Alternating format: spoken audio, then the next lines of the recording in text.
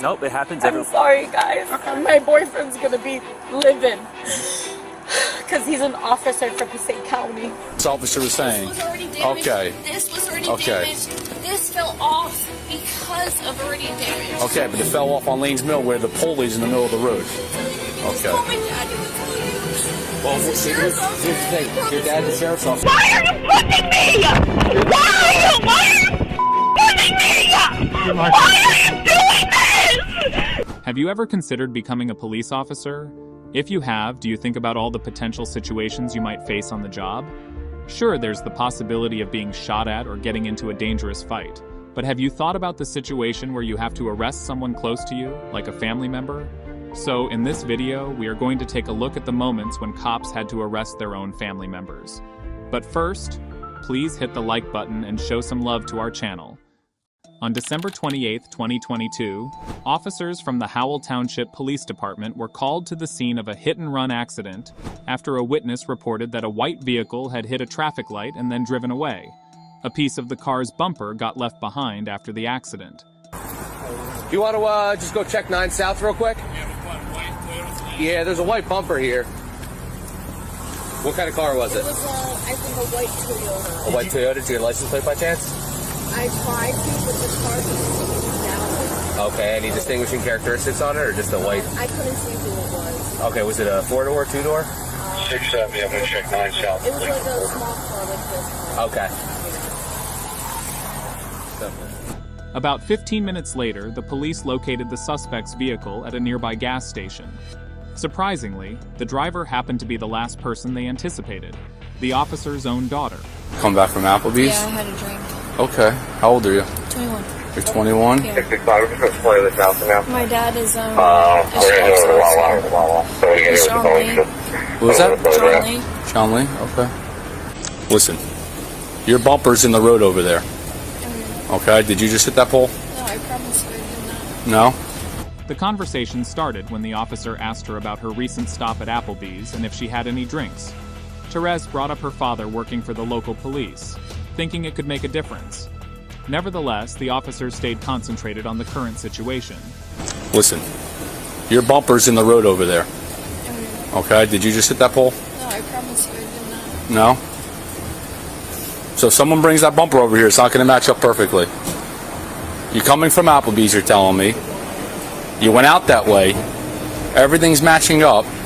Witnesses said they saw a white car cross over in this direction, and I happen to find your car parked here with no bumper. The bumper was hanging off. Okay. Teresa said her bumper was already messed up from an earlier incident in Pennsylvania, around 25 miles away. She claimed it just happened to fall off when a car like hers hit a traffic light. However, her story made the officers even more skeptical. So, Teresa, Yes. let me ask you again. Yeah.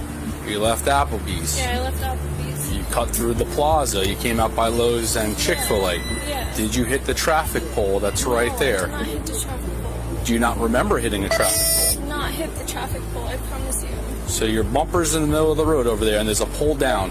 This part was hanging off already because I already hit something. Okay. When I hit a deer in Pennsylvania. The one officer come here who's out with your other part of your bumper. He's going to talk to you, and then we'll go from there, okay? Just sign a piece next to the telephone before you just took out. I hit a. You told my dad he's a sheriff's officer. That's great. You smashed the traffic light. You left the an accident. Now you're on it. But Teresa, I explained to you this before. Lying isn't going to get you anywhere. We just need to know the truth. You just lied. You just lied. We just caught you in a lie. Shortly after, another officer from the crime scene arrives and matches the part of the bumper with Teresa's car, and what do you know? It's a perfect match. While talking, Teresa kept bringing up her father, thinking his involvement could sort things out. However, the officers persisted in their investigation to find out what really happened. As they delved deeper, Teresa confessed to hitting a curb, being more drunk than first thought, and texting while driving. 3 violations, each with possible penalties. It's just a coincidence that this was on. I did not hit a traffic light today. So, again, you need to tell me that this is just a coincidence that this piece was found right next to a traffic light.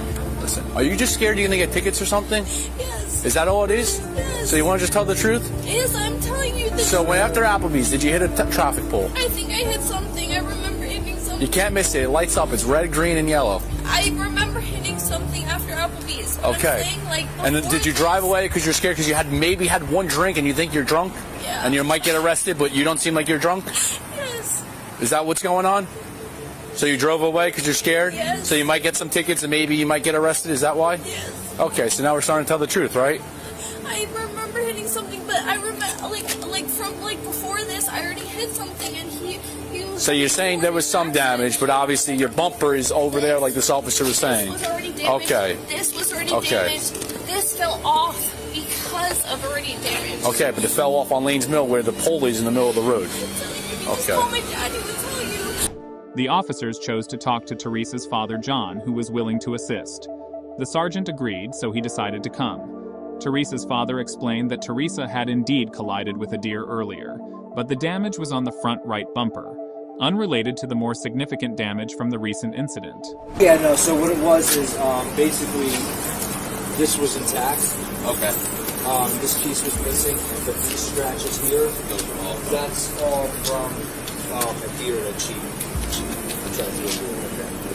The focus returned to Teresa's earlier claim of having consumed only one drink at Applebee's. Suspicion grew that Teresa might be more intoxicated than initially thought, which led to field sobriety tests. As expected, the results confirmed that her blood alcohol level was 0.17%, over twice the legal limit. Do you need anything from inside the car? Cell phone? No, my cell phone is in there. Please, I did the test right. So the word indicator said not safely, not okay to safely operate. I asked you what? Okay, you took 2 minutes steps to start. You missed steps, healed itself. Going through the one-leg stand, raise your arms up and down. There's a lot of indicators there that you're repairing. So we're going to walk through the middle part here. I was on a routine. You do stop with this in the car. You're arrested for DUI. Go ahead. Have a seat.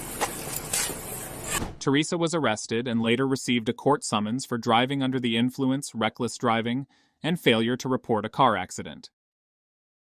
This is Chase Mina, the 27-year-old son of Orange County Sheriff John Mina. He was arrested on August 14, 2022, for a DUI charge after being discovered asleep at the wheel of a car on the side of a road in Winter Garden.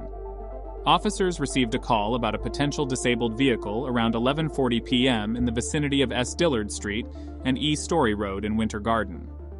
Upon arrival, the police found Chase Mina slumped over and asleep at the steering wheel of a truck with 2 open beer containers in the cup holders. Where are you? Where? Are you able to step out with me? Easy, buddy. Oh, man. You okay? Let's just step towards the back of the car, okay? There you go.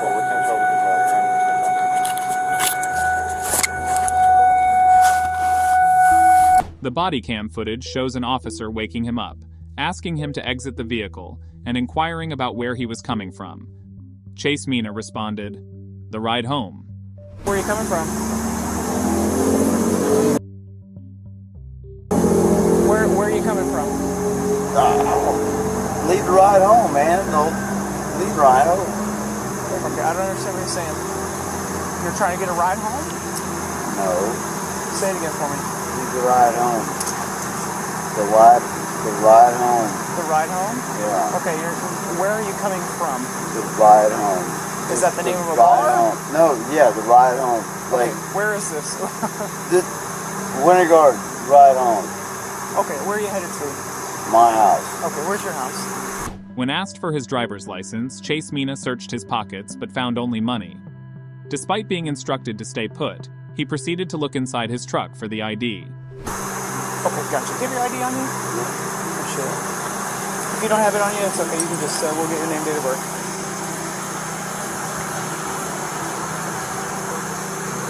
It's okay, man. Just give us your name, date of birth. Stay out of the truck right now.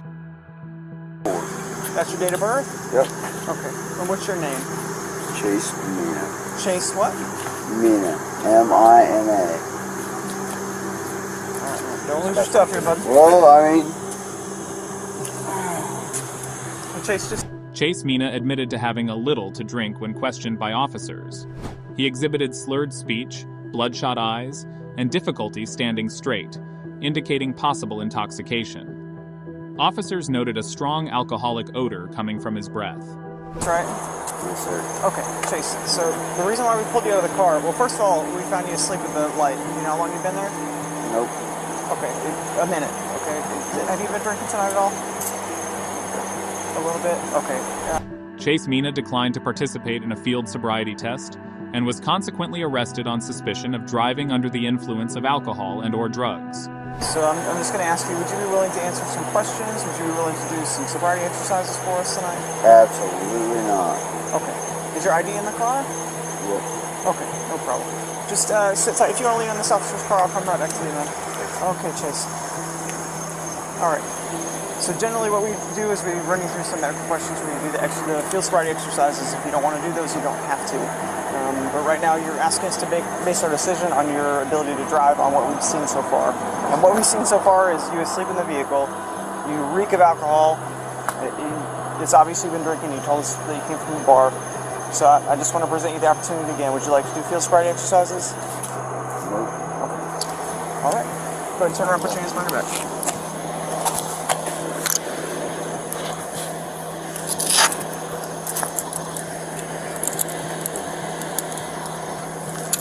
Upon reaching the Orange County DUI testing center, he refused to provide a breath sample, leading to his transportation to Orange County Jail.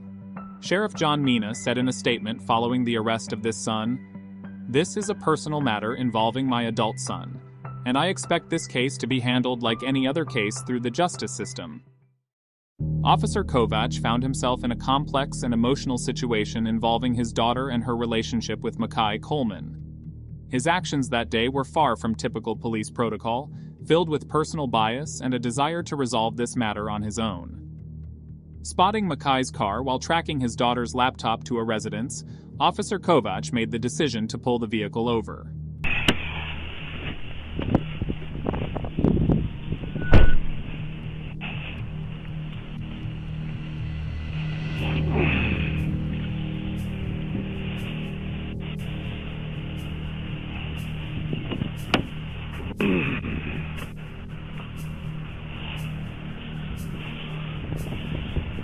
You can get out.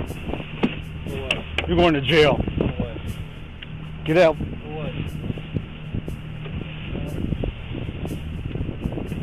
Have a seat in my car. We'll make it up as we go. Officer Kovach's behavior showed a strong emotional response as he inquired about guns, knives, or drugs. When he discovered another of his daughter's friends in the car, he remained relentless in his pursuit to find his daughter, who was yet to be seen.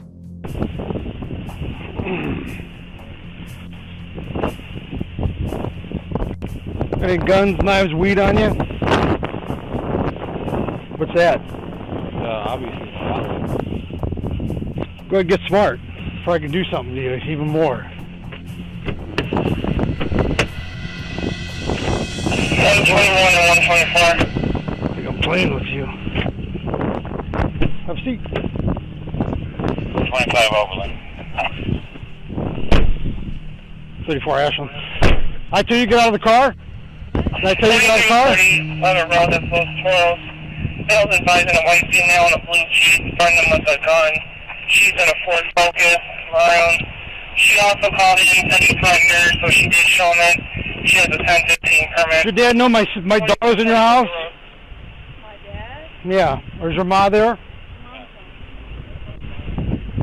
We'll double check and make sure she has that 1015. The convenience of the traffic stop location allowed him to approach the friend's house, where he suspected his daughter was present. He interrogated the mother, threatening jail if she lied, despite no concrete evidence of wrongdoing. This demonstrated his willingness to misuse his authority to resolve personal issues. Would like to check? Not here. Why is her computer there? I just come home and making dinner. My kids went to home. Why would your daughter be in my house? I don't know. You know, so if I check and you're lying to me, you're going to jail. You could check, and I'm not lying to you.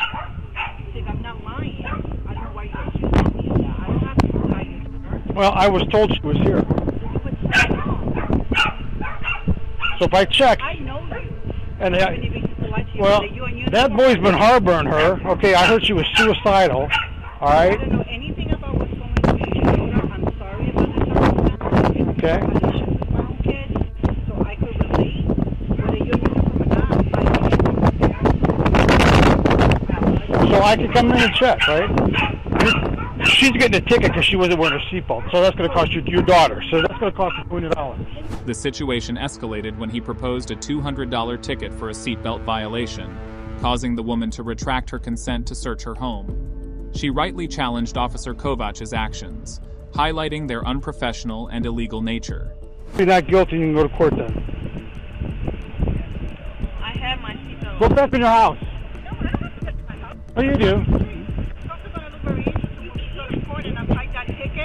I'm going to tell the judge that you came to my house.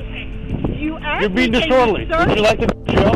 You're making this You're being personal. disorderly. How am I being disorderly? She wasn't wearing a I seatbelt. was wearing my seatbelt. How am I being disorderly? You're making this personal. You want to ticket my daughter because you think your daughter is in my No, house. she wasn't wearing a seatbelt. Whatever is going in your personal It's on video. You shouldn't take her with a uniform. It's on video. Okay? It is personal. It's on Because video. When you accuse me of your daughter You're being being in my disorderly. house, Would you like to? how am I being disorderly? I'm trying to conduct an investigation. You're obstructing me. You're obstructing me. For your daughter, you're using police time. You're using obstructing me. the time. This is your last warning. I'm going to call 911. You call 911. I am constricted. Call 911. You're going to jail. Because I'm calling 911. It is my right to No, call this is not an 911. emergency. You're using the parking lot to look for your daughter. No, I'm not. Well, I'm allowed to. In a bid to prevent the woman from involving other officers, he released her daughter without a ticket. The unexpected twist emerged when it was revealed that Officer Kovach's own daughter, Caitlin, had been hiding in Makai's car throughout the ordeal, terrified of her father's actions. Her father's following actions seemed like kidnapping as he compelled her into his vehicle. He claimed that she required a psychological evaluation, even though she was an adult with no criminal involvement. Go ahead with your mom. I'm letting her go with you. She's in the car. I didn't even see you. Get out of the car. Get in my car. Go ahead. You guys are good. Ma'am, they could go with you. Get in my car.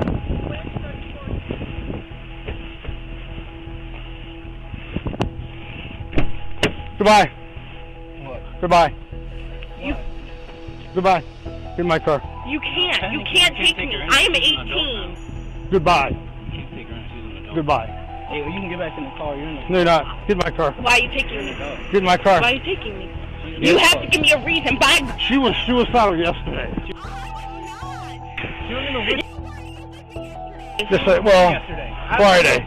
Get in the car. Get in the car. I have a video of Bruce with me all day yesterday. Get in the car. She's an adult. She has no risk. She has no business. Get in the car. I'm not. Caitlin's rights were ignored as Officer Kovach insisted that she accompany him to the hospital, justifying his actions with her supposed intent to harm herself. The situation was mishandled at every turn, with Officer Kovach making decisions that were both illegal and irresponsible. Internal Affairs investigated the case and swiftly concluded that Officer Kovach had acted unlawfully and unprofessionally throughout the entire interaction. His failure to respond to a domestic abuse case further tarnished his record, ultimately leading to his dismissal from the police department. The case of Officer Kovach and his daughter's relationship with Makai Coleman serves as a stark example of how personal biases can lead to unethical and unprofessional conduct within the police force. In November 2022, Kenneth Adams, son of San Juan County Commissioner Bruce Adams, was pulled over by a police officer for running a stop sign. Little did he know that this traffic stop would lead to a much more significant problem. What do you want me to do? I want you to turn him loose. I can't turn him loose, Bruce. Who can? Nobody can. He's been arrested for a warrant. The courts can. And the warrant's false. Huh? The warrant's not false.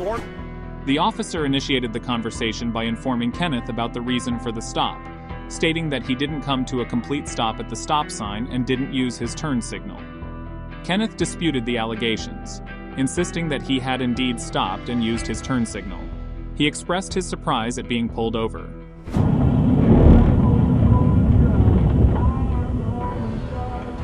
How's it going? Good. What did I do wrong? Okay, so the reason I stopped you didn't come to a complete stop at the stop sign? I did. And then you didn't have your turn signal on? I sure did. The officer proceeded to check Kenneth's license in the system, revealing that he had an active warrant for burglary and theft of a vehicle. Walk back up there. Have him step out. Please place on arrest for a warrant. Yes, active warrant. Kenneth's reaction to the news was disbelief. He asked for details about the warrant and claimed to have attended court for his previous charges. The officer, however, confirmed the existence of the warrant and explained that it was issued for felony burglary charges on October 13th. I don't know how you have a warrant, but it's on our system right now. You have an active warrant out of 7th District Court here in San Juan. I've gone to, no, that's incorrect. Okay, well, it's on our system right now.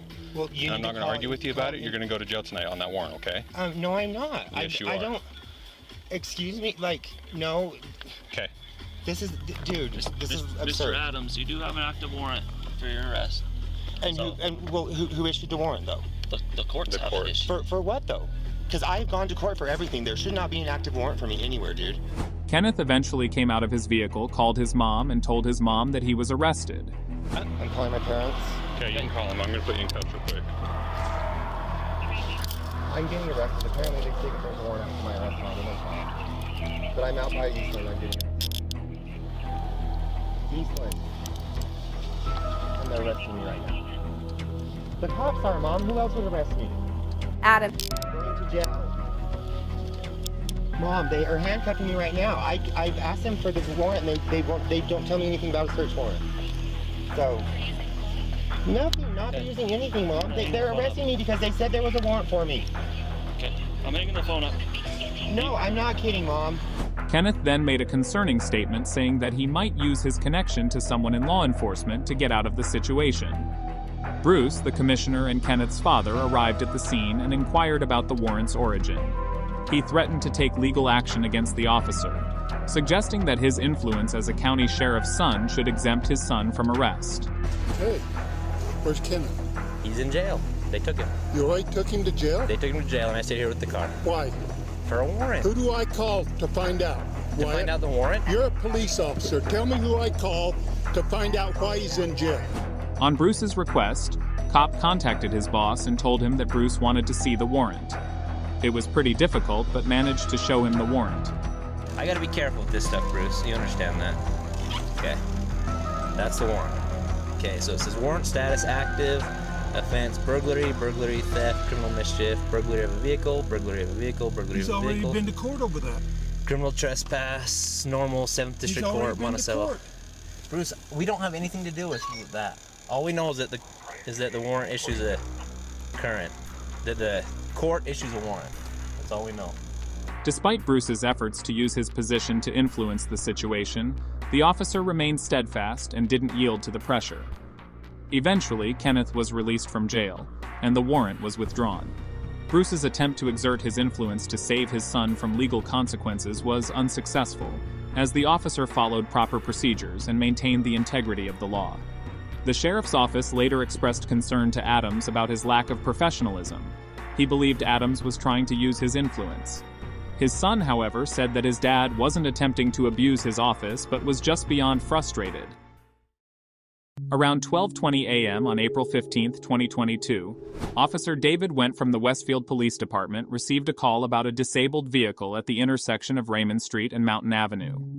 Approaching the 2018 Nissan Rogue, Officer Went observed airbag deployment and significant damage to the passenger's side rim and tire, likely from hitting nearby rocks. Shortly after, Officer Nicholas Bagan, Officer Samuel Foray, and Sergeant Gregory Penn arrived to provide assistance. The driver, 31-year-old Yanel Barrientos, whose boyfriend and fiancé were a cop, informed the officer that she had difficulty making a proper right turn from Mountain Avenue to Raymond Street. She admitted to having 3 drinks at a restaurant earlier that night before heading home.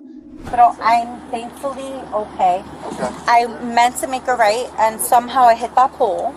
and my whole tire went out, my whole car went out, and I don't know what happened. You have somebody coming to pick you up then? I called my mom, I called my sister, I called my best friend.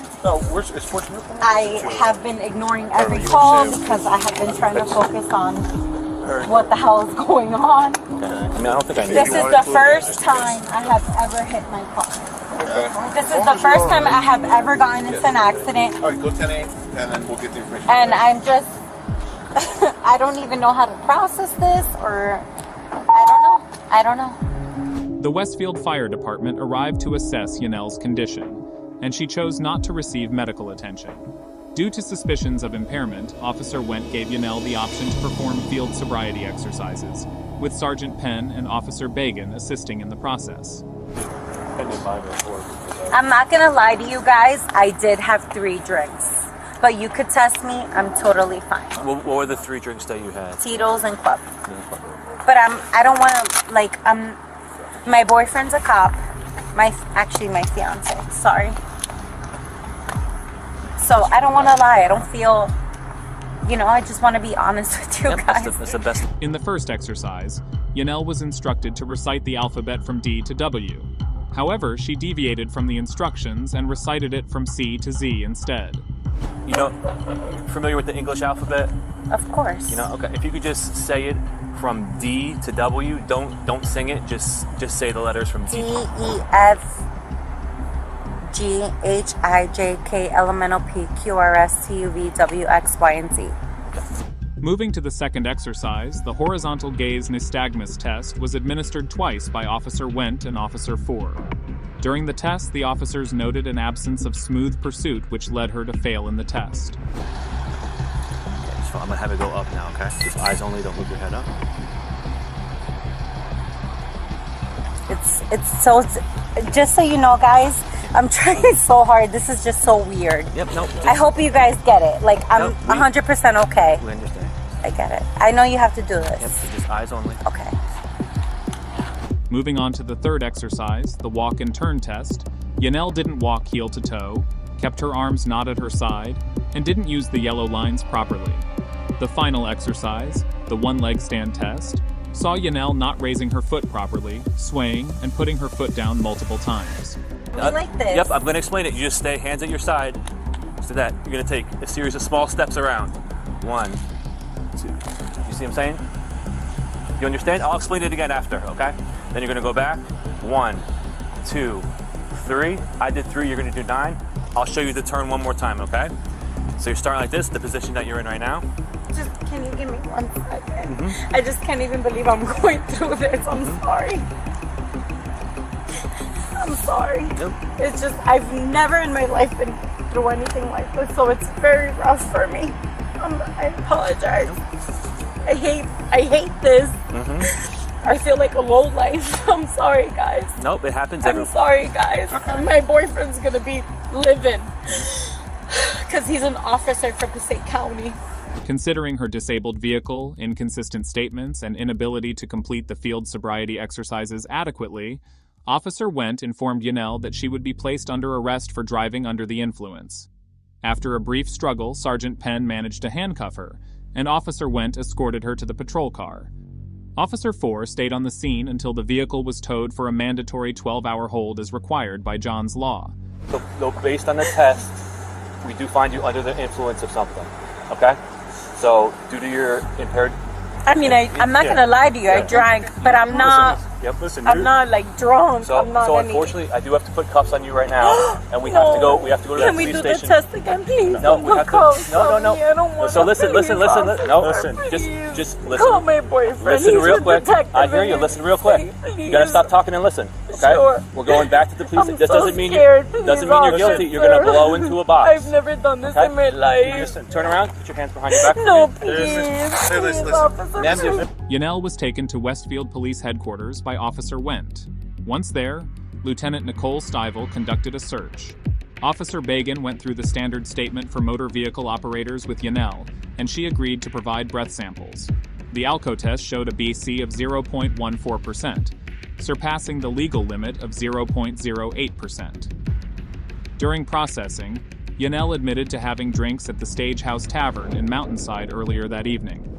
Because you still have to go to court. Okay? Court? You have to go to court for this. But get a lawyer. I can give you Why? legal I don't advice. Listen.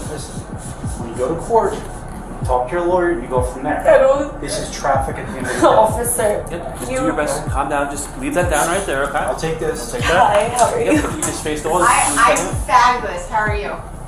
After completing the processing, she was released to a sober person who signed the potential liability warning form on her behalf. Officer Wendt issued Yanel summonses for operating under the influence, reckless driving, and careless driving.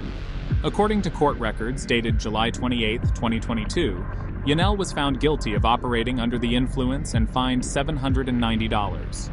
Her license was revoked for 3 months, and she had to spend 12 hours at an intoxicated driver resource center. The other 2 citations were dismissed as part of a plea agreement. That's all for today, folks, and we will catch you in the next one.